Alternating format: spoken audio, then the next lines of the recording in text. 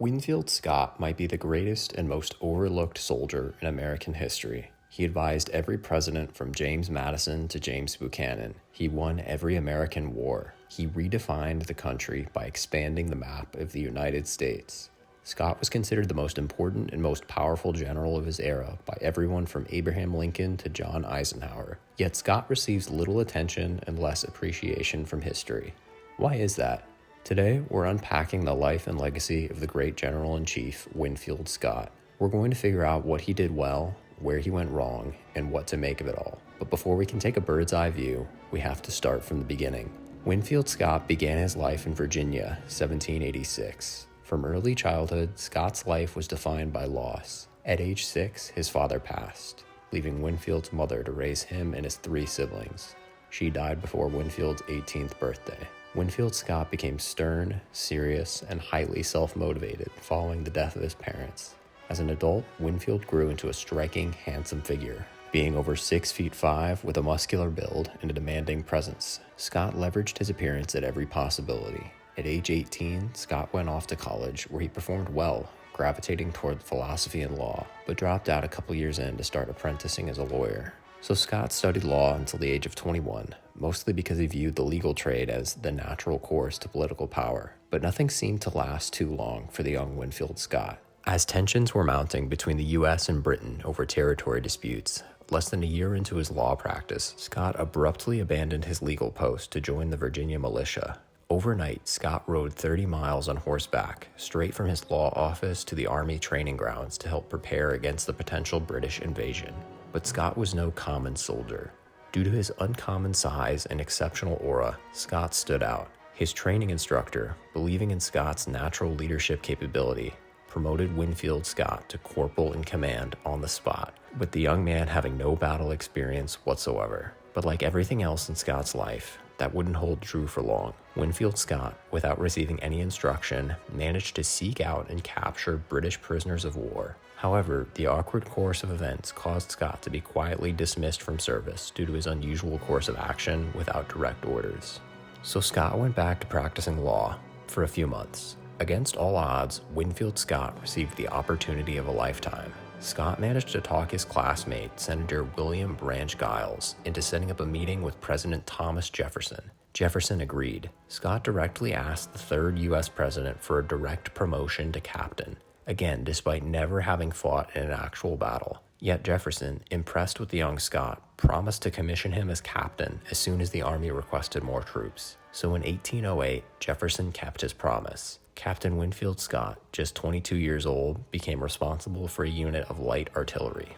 But Scott still had yet to fight a battle. He spent the next 2 years recruiting troops, studying the tactics of Napoleon, and observing the terrible logistical problems of his then General Wilkinson. Scott was appalled by Wilkinson's disorganized command, failure to establish campsites, inability to respond to disease outbreak, and complete mishandling of food preparation and water contamination. Due to the general's incompetence, hundreds died, thousands grew ill, so Scott quit. He turned back to law, but changed his mind almost immediately after. Winfield Scott was not afraid to speak his mind. He should have been. In 1810, shortly after rejoining the Army, Scott was court-martialed for bad-mouthing General Wilkinson, calling him a liar and a scoundrel. Due to his comments, Scott was suspended from service for a year. This did not faze Winfield Scott. Following his suspension, Scott wrote to the Secretary of War demanding a promotion to the rank of Major Officer upon re-enlistment. The request was denied, but Scott regained his old rank of captain and spent the following year preparing for his first trial, the War of 1812. The War of 1812 bore little consequence compared to the conflicts in which many of its soldiers also partook. Both the Revolutionary War before and the Civil War afterwards carried a much greater significance to those involved. However, there was one man who made an exception to this rule, Winfield Scott. Scott worked intensely from re-enlistment to the start of the war, recruiting hundreds of new troops, motivating trainees at camp, and continuing to study his library of military history. Scott's officers noticed his efforts, and in another strange twist of fate, Scott received a double promotion from captain to lieutenant colonel, but the rank was only a means to an end for Winfield Scott. Scott wrote again directly to the U.S. Secretary of War, William Eustis, requesting permission to lead a group of soldiers into Canada alone. This time, his request was granted. Over the next year, Scott would finally lead troops into battle, overtaking British forces along the Canadian border and continuing to fight, despite sustaining major injuries. The War of 1812 made Scott's fantasies into reality. Not only did Scott lead his men into battle and win, but he also braved through 4 months as a prisoner of war, made it out alive, and continued to venture into British territory through Fort George. Surviving as prisoner and taking over Fort George further solidified Scott's growing celebrity status. He met with President James Madison in 1813 to advise over negotiations with the enemy. Shortly afterwards, Scott received another promotion to colonel, then to general officer brigadier. In 1814, Scott, age 28, became the youngest brigadier in the nation, but the promotions meant less to Scott than the Canadian campaign and his military exploits. Scott kept up the fight, but not for much longer. The young officer continued to fight by day and study by night, winning the all-important Battle of Chippewa. Time was running out for the opposition. By the end of the year, peace had been reached, and another rank had been reached for Winfield Scott, this time honorary major general. Scott's northern victories made him a national hero. His opinions of military strategy became more than personal theories. Scott was now de facto advisor to James Monroe, Martin Van Buren, and James Madison. In his downtime, Scott drew up complex military plans with meticulous systems of recruiting, organization, and training. By day, Scott worked an administrative army role, serving the presidential cabinet. And at night, Scott solidified his political friendships and continued to hone his military knowledge. 20 years passed. Scott made some friends and many enemies. Winfield Scott made himself into the world's foremost expert in military strategy. He studied the great tactics of leaders from Napoleon to Washington. He toured Europe to meet leaders from all around the continent, but Scott still hungered for more power. He hated playing second fiddle to the likes of Andrew Jackson. Unlike the president, General Scott was stern and professional to his core, so Scott continued to serve as a peacetime officer. But his dormancy would reach its end in 1832, at the start of the Black Hawk War. Winfield Scott led his troops through the brutal conditions of frontier-era Illinois through disease, death, and lack of funding or supplies. Still remembering the ineptitude of his former superiors, Scott worked as hard as he could to keep his forces intact. Despite deaths of over a quarter of his men and illnesses of over half, Scott pressed on. He personally attended to his men, applying treatments when medical staff was either overwhelmed or unwilling to assist the sick. But Scott's efforts would not take long. Less than a year into the conflict, the U.S. Army overtook the territory. However, this was just the beginning of the decade defined by unending territory disputes.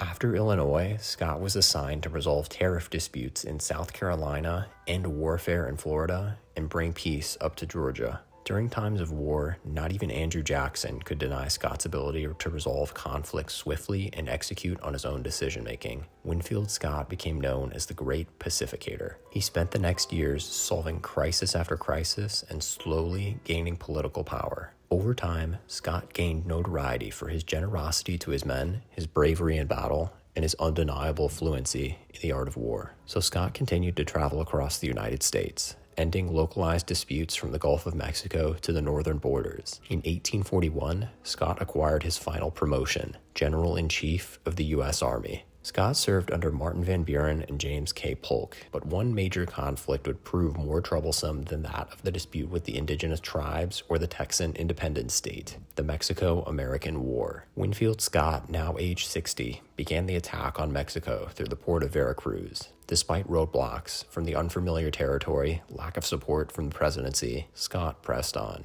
He gave no mercy to Veracruz. Launching an active bombardment against the city, Scott managed to quickly take over the port and establish a base of operations for the American troops. But the siege of Veracruz was just the beginning. Scott continued pursuit into Mexico City. From the complex tactics of Cerro Gordo to the patient scouting and planning of Churubusco, Scott carefully turned his positions and avoided costly maneuvers. He patiently outwitted the opposing defenses at each station, making his way through the nation and making effective use of his 4 decades of artillery experience. But the conflict did not last long. Scott used his offensively ambitious pursuits to end the American war in just 6 months and 5 days. Scott became so admired by the opposition that he was offered to take the place of dictator of Mexico by the Council of Mexican Leaders. Scott turned down the opportunity. As a result of the conflict, more southwestern territory was gained for the United States, but Scott's greatest triumph would precede his greatest failure, the 1852 election. Winfield Scott became the greatest general of his lifetime. He did not become president of the United States. Although many U.S. presidents are largely forgotten due to their incompetence, brief terms, and lack of impact, at least they became president. Winfield Scott, despite his best efforts, did not have the luxury of being a forgotten commander-in-chief. Instead, Scott lost the 1852 election by a landslide. Scott had all the notoriety in the world, but lacked the personality and the presence of a president. He outranked past military giants, including Andrew Jackson, Zachary Taylor, and William Henry Harrison, but he was missing the pieces which make people love him as they loved Jackson, Taylor, and Harrison. Scott's reputation as old fuss and feathers, combined with the fractured Whig Party, led to a complete failure, but Scott pressed on. Scott lived his last 2 decades with the same sternness and presence of his early career. The great pacificator continued to live up to his name, negotiating the Oregon Territory with British troops and overseeing the army as general-in-chief up until the beginning of the Civil War. In his 70s, Scott retained his aura and defended the country. Scott died on May 30th, 1866. A giant had passed from the American scene.